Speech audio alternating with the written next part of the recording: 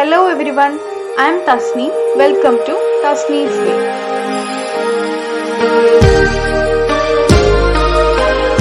ഇപ്പോൾ literatures in English പേപ്പറിൻ്റെ previous year question paper ഡിസ്കഷനാണ്. അതിൻ്റെ പാർട്ട് 1 ചെയ്തിട്ടുണ്ട്, പാർട്ട് 2 വീഡിയോ ആണ്. So next one, what is dramatic monologue? എന്താണ് ഡ്രാമറ്റിക് മോണലോഗ് എന്ന് വെച്ചാൽ? A poem in which an imagined speaker addresses a silent listener, usually not the reader. Okay, ഒരു പോയത്തിൽ ഒരു imagined ആയിട്ടുള്ള സ്പീക്കർ ഒരു സൈലൻ്റ് ആയിട്ടുള്ള ലിസണറിനെ, അതായത് റീഡറിനോടല്ല, ഒരു പോയത്തിൽ നമ്മളോട് സ്പീക്കർ നമ്മൾ നേരിട്ട് റീഡറിനോടല്ല പറയണത്, പക്ഷേ ആ സ്പീക്കറോട് തന്നെ വേറൊരു സൈലൻറ്റ് ലിസണറിനോട് സ്പീക്കർ അഡ്രസ്സ് ചെയ്യുന്ന പോലെ സംസാരിക്കുക. അതായത് ഒരു പോയത്തിൻ്റെ ഉള്ളിൽ വേറൊരു കഥ വരുന്ന പോലെ. എക്സാമ്പിൾ ലാസ്റ്റ് ഡച്ചസ്, അതുപോലെ തന്നെ the love song of J എന്നുള്ള ഈ ഒരു പോയത്തിലൊക്കെ ഇങ്ങനെ വരുന്നുണ്ട്. Next one, what do wise men do according to Dylan? ഡൈലനെ സംബന്ധിച്ചിടത്തോളം വൈസ് മെൻ എന്താണ് ചെയ്യുക എന്നുള്ളതാണ്. Explanation, according to the poet, wise men know that death is inevitable. They are also aware that their words of wisdom fail to create any flashes of lightning and can't dispel the darkness of death. But they do not accept death meekly. They show their heroism in the face of death. So wise മെന്നിന് എന്തറിയാം? Death എന്ന് പറയുന്നത് inevitable ആണ്, അതായത് അനിവാര്യമായിട്ടുള്ളൊരു കാര്യം തന്നെയാണ് death. അത് ഒരാൾക്കും ഒഴിച്ചുകൂടാൻ പറ്റാത്തൊരു കാര്യമാണ്. എല്ലാവർക്കും സംഭവിക്കുന്ന, അല്ലെങ്കിൽ എല്ലാവർക്കും നേരിടേണ്ടി വരുന്നൊരു കാര്യമാണ് എന്ത്? ഡെത്ത് എന്നുള്ളത് വൈസ് മെന്നിന് അറിയാം. അതുപോലെ തന്നെ അവർ പക്കായിട്ട് അവെയറാണ്. അവരുടെ വേർഡ്സ് ഓഫ് വിസ്ഡം ഒന്നും ഈ ഒരു ഡെത്തിനെ ഒരു തരത്തിലും, എന്ത് തരത്തിൽ നമ്മൾ ജീവിച്ചാലും ഡെത്ത് എന്നുള്ളത് സത്യം തന്നെയാണ്. അതിനെ ഇല്ലാതാക്കാനായിട്ട് ഒരിക്കലും പറ്റില്ല. അതുകൊണ്ട് തന്നെ അവരത് അക്സെപ്റ്റ് ചെയ്യുന്നുണ്ട്. അതുപോലെ തന്നെ അവർ ഇൻ ദ ഫേസ് ഓഫ് ഡെത്തിൽ അവർ ഹീറോയിസമാണ് കാണിക്കുന്നത്. അപ്പോൾ wise men do know that death is inevitable. അതാണ് main point. Next one, what animal is approaching through the darkness? Thought fox എന്ന സ്റ്റോറിയിലാണ്. അപ്പോൾ ഫോക്സ് ആണത്. Who is carried in an ambulance? Ambulance എന്ന പോയിന്റിൽ ആംബുലൻസിൽ ആരിനെയാണ് ക്യാരി ചെയ്ത് കൊണ്ടുപോയിട്ടുള്ളത് എന്നാണ് ചോദിച്ചിരിക്കുന്നത്. സിക്കായിട്ടുള്ള പീപ്പിൾസ്, ഓക്കെ, അസുഖം ബാധിച്ച് കിടക്കുന്ന സിക്കായിട്ടുള്ള ആൾക്കാരെയാണ് ആംബുലൻസിൽ ക്യാരി ചെയ്ത് കൊണ്ടുപോയിട്ടുണ്ടായിരുന്നത്. സോ നമ്മുടെ ഫസ്റ്റ് സെക്ഷൻ കഴിഞ്ഞു, സെക്ഷൻ എ കഴിഞ്ഞു. ഇനി നെക്സ്റ്റ് സെക്ഷൻ ബി ആണ്. അതിൽ 6 മാർക്സിൻ്റെ ക്വസ്റ്റ്യൻ ആണ്. So first one, write a short note on the opening lines of the prologue to the Canterbury Tales. അതിൻ്റെ വീഡിയോ ഡീറ്റെയിൽ ആയിട്ട് ചെയ്തതാണ് കാൻറ്റർബറി ടെയിൽസിൻ്റെ. ഫസ്റ്റ് 18 ലൈൻസ് ആണ് നമുക്ക് പഠിക്കാനുള്ളത്. അതിൻ്റെ ഓപ്പണിംഗ് ലൈൻസിനെ കുറിച്ച് തന്നെയാണ് ഇവിടെയും ചോദിച്ചിട്ടുള്ളത്. അപ്പോൾ അതിൻ്റെ നോട്ട് എഴുതാൻ, അത് ഞാൻ ആ വീഡിയോയിൽ ചെയ്തിട്ടുണ്ട്. അത് കാണാത്തവരുണ്ടെങ്കിൽ കണ്ടെങ്കിൽ അത് മനസ്സിലാവും. Okay, then what are the 3 main purposes of studying according to Francis ബേക്കൻ്റെ ഓഫ് സ്റ്റഡീസിൽ മെയിൻ 3 പേർപ്പസാണ് സ്റ്റഡിയിങ്ങിന് പറയുന്നത്. അത് എന്തൊക്കെയാണെന്നാണ് ചോദിച്ചിട്ടുള്ളത്. Studies serve for delight, for ornament and for ability. Their chief use for delight is in privateness and retiring, for ornament is in discourse, and for ability is in the judgment and disposition. So ഈ 3 കാര്യങ്ങളാണ് സ്റ്റഡീസിൻ്റെ main purpose എന്നാണ് അദ്ദേഹം പറയുന്നത്. ഒന്ന് ഡിലൈറ്റും, then for ഓർണമെൻറ്റും, then for എബിലിറ്റിയും. So ഇത് 6 മാർക്സ് ക്വസ്റ്റ്യൻ ആയതുകൊണ്ട് തന്നെ ഇത് മാത്രം എഴുതി വെച്ചാൽ പോരാ. ഇതൊരു 3 മാർക്കോ 2 മാർക്കിനൊക്കെ എഴുതാൻ പറ്റുകയാണ്. അപ്പോൾ ഇത് നമ്മൾ വലുതാക്കി എഴുതണം. അപ്പോൾ ഇത് നമ്മൾ ആ പാഠം നന്നായിട്ട് പഠിച്ചിട്ടുണ്ടെങ്കിൽ നമുക്ക് അതിൻ്റെ കാര്യങ്ങളും ബാക്കി കാര്യങ്ങളൊക്കെ അറിയുമല്ലോ. അപ്പോൾ ഇത് വെച്ചിട്ട് നമ്മൾ എഴുതണം.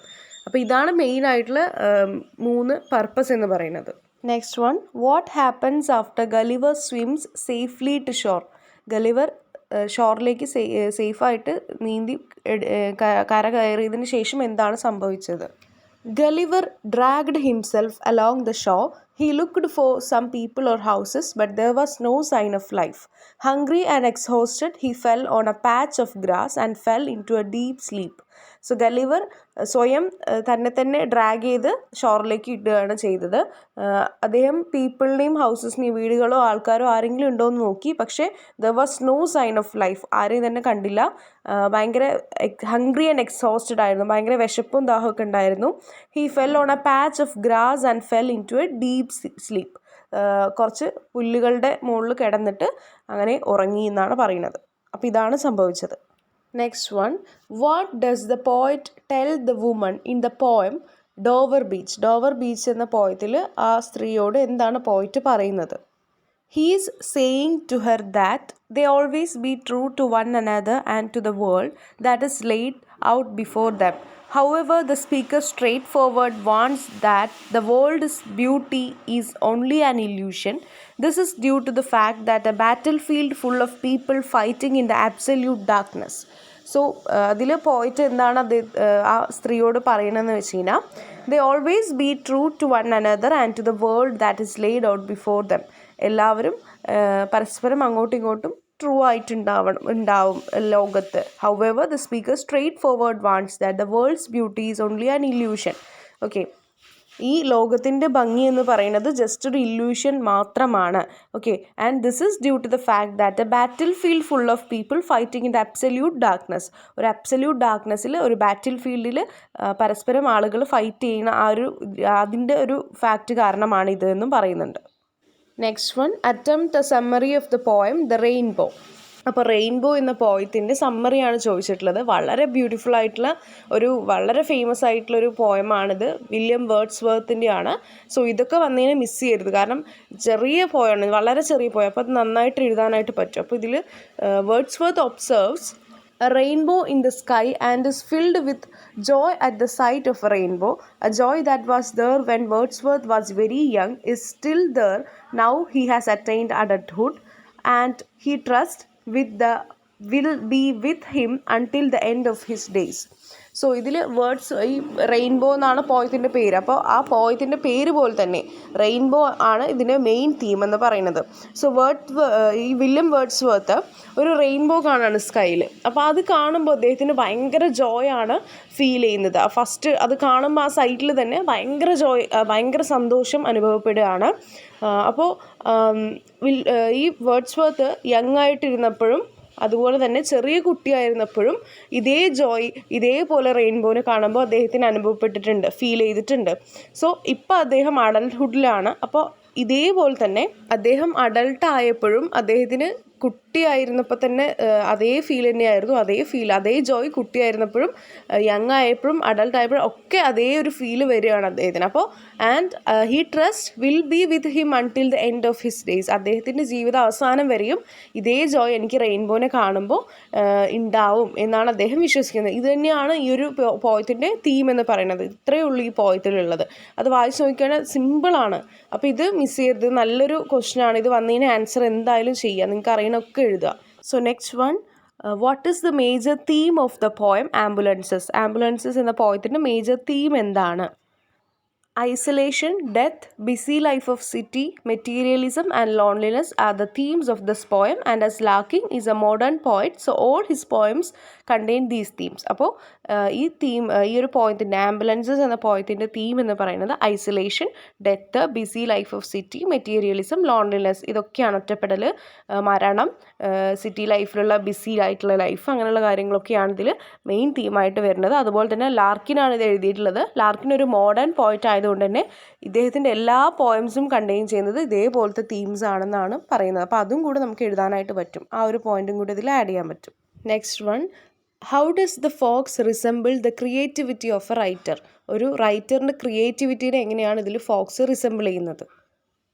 The poem metaphorically depicts artistic inspiration as a fox, mysterious, twitchy and unpredictable, that moves slyly through the darkness of the imagination.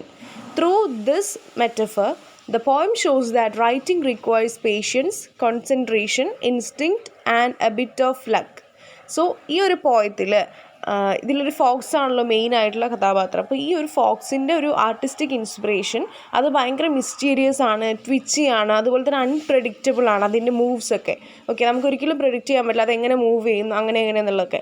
അതുപോലെ തന്നെ ഇദ്ദേഹത്തിൻ്റെ ഒരു ഇമാജിനേഷനിൽ, ഡാർക്ക്നെസ്സിൻ്റെ ഒരു ഇമാജിനേഷനിൽ അത് സ്ലൈലി അങ്ങോട്ടും ഇങ്ങോട്ടും മൂവ് ഒക്കെ ചെയ്യുന്നുണ്ട്. സോ അതുകൊണ്ട് തന്നെ ഈ ഒരു മെറ്റഫർ നമുക്ക് കാണിച്ചു തരുന്നത് എന്താ വെച്ച് കഴിഞ്ഞാൽ, the poem shows that writing requires patience. എഴുതുന്നത്, അതായത് ഒരു റൈറ്റർക്ക് എന്താണ് വേണ്ടതെന്നാണ് ഇതിൽ ചോദിച്ചിട്ടുള്ളത്. സോ ഒരു റൈറ്റർക്ക് വേണ്ടതെന്താണ്? പേഷ്യൻസ് ആണ്, ക്ഷമ വേണം. അപ്പോൾ ഇതിൽ പറഞ്ഞല്ലോ ഫോക്സിൻ്റെ മൂവ്മെൻറ്റ്സ് ഒക്കെ അൺപ്രഡിക്റ്റബിൾ ആണ്. അതുകൊണ്ട് തന്നെ നമ്മൾക്ക് അറിയില്ല, നമ്മൾ അത്രയും കാത്തിരുന്ന് വേണം അത് നിരീക്ഷിക്കാനായിട്ട്. അതുകൊണ്ട് തന്നെ റൈറ്ററിന് ഏറ്റവും വേണ്ട ഒരു റിക്വയർമെൻറ്റ് എന്ന് പറയുന്നത് പേഷ്യൻസ് ആണ്. അതുപോലെ തന്നെ കോൺസെൻട്രേഷനും ഇൻസ്റ്റിങ്ക്റ്റും വേണം. അതേപോലെ തന്നെ ബിറ്റ് ഓഫ് ലക്കും വേണം. ഓക്കെ, ലക്കും വേണം, പേഷ്യൻസും വേണം, കോൺസെൻട്രേഷനും വേണം, ഇൻസ്റ്റിങ്ക്റ്റും വേണം. ഇതാണ് ഇദ്ദേഹം ഇതിൽ പറയുന്നത്. സോ നമ്മുടെ സെക്ഷൻ ബിയും കഴിഞ്ഞു. ഇനി സെക്ഷൻ സി ആണ്. ഇത് അറിയാലോ, 10 മാർക്സിൻ്റെ 2 എഴുതിയാൽ മതി. Describe the meeting between Ferdinand and Duchess in act 4 scene 1. അപ്പോൾ മൈ ലാസ്റ്റ് ഡച്ചസ് എന്നൊരു സ്റ്റോറിയിലാണ് ഇതുള്ളത്. ആക്ട് 4 സീൻ 1 ഫെർഡിനാൻഡും ഡച്ചസും മീറ്റ് ചെയ്യുന്നത്. അപ്പോൾ ആ ഒരു കഥ, ആ ഒരു മൊമെൻറ്റ് ഡിസ്ക്രൈബ് ചെയ്യാനാണ് പറയുന്നത്. Ferdinand expresses frustration with himself since he is not making her more miserable, and he instructs Bozzola to tell the Duchess his message. Ferdinand then exists, ever noble, the Duchess is taking her punishment and imprisonment well, which infuriates Ferdinand, who wants to make her miserable. So Ferdinand എന്ന് പറയുന്നത്, ഞാൻ പറഞ്ഞല്ലോ നേരത്തെ ഒരു ക്വസ്റ്റ്യനിൽ നമ്മൾ പറഞ്ഞിട്ടുണ്ടായിരുന്നു, ഒരിക്കലും ഡച്ചസിനെ കാണില്ല എന്ന് ശപഥമെടുത്ത ഒരാളാണ്. പിന്നീടാണ് ഫെർഡിനാൻഡ് ഡച്ചസിനെ കാണാനായിട്ട് ഡാർക്കിലേക്ക് വരുന്നത്. അപ്പോൾ ആ ഒരു മൊമെൻറ്റ്, ഈ ഒരു മൊമെൻറ്റ് എന്ന് പറയുന്നത് എന്താ വെച്ച് കഴിഞ്ഞാൽ, ഈ ഒരു ഇദ്ദേഹം ഫെർഡിനാൻഡ് ഫ്രസ്ട്രേഷനും കാര്യങ്ങളൊക്കെ എക്സ്പ്രസ് ചെയ്യാണ്. ഈ ഒരു മിസറബിൾ ആയിട്ടുള്ള അവളെ മോർ മിസറബിൾ ആക്കാനായിട്ട് പറ്റുന്നില്ല. He is not making her more miserable. Okay, അതിന് വേണ്ടിയിട്ട് തന്നെ അദ്ദേഹം ശ്രമിക്കുകയാണ്. അതുപോലെ തന്നെ ബൊസോളയോട് ഡച്ചസിൻ്റെ ഈ ഒരു മെസ്സേജ്, ഡച്ചസിനുള്ള മെസ്സേജ് ഇൻസ്ട്രക്റ്റ് ചെയ്ത് കൊടുക്കുന്നുണ്ട്. അങ്ങനെ എവർ നോബിൾ ആയിട്ടുള്ള അത്രയും ഡച്ചസ് എന്താണ് പണിഷ്മെൻറ്റും ഇംപ്രിസൺമെൻറ്റും എല്ലാം ഫെർഡിനാൻഡ് ഇൻഫ്യൂരിയേറ്റ്സിൽ എടുക്കുകയാണ്. അപ്പോൾ who wants to make her miserable ആക്കാൻ വേണ്ടിയിട്ട് ഈ ഒരു പണിഷ്മെൻറ്റ് ഇംപ്രിസൺമെൻറ്റ് എല്ലാം എടുക്കുകയാണെന്നാണ് പറയുന്നത്.